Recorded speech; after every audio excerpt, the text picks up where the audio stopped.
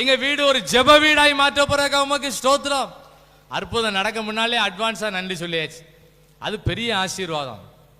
தாவீது சொல்றாரு, சவுல் ராஜாவை பார்த்து சொல்றாரு, பயப்படாதீங்க, இந்த கோலியாத் நிமித்தம் நீங்க பயப்படாதீங்க.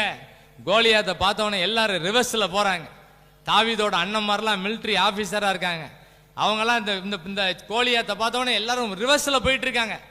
தாவீதுக்குள்ள இருந்த அபிஷேகம் சொல்லுது, இவன் நிமித்தம் ஒருவனுடைய இருதயமும் கலங்க வேண்டியதில்லை சொல்லிட்டு அவர் சொல்றாரு பாருங்க. வாசிங்க 32 வசனம் எல்லாம் சேர்ந்து வாசிங்க. தாவீது சவுலை நோக்கி,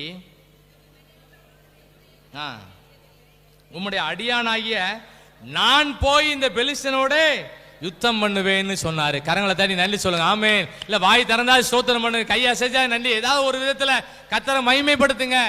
எல்லாரும் பயந்துட்டு இருக்கும்போது தாவீதுக்குள்ள இருந்த அபிஷேகம் சொல்லுது, பயப்படாதீங்கன்னு சொல்லுது.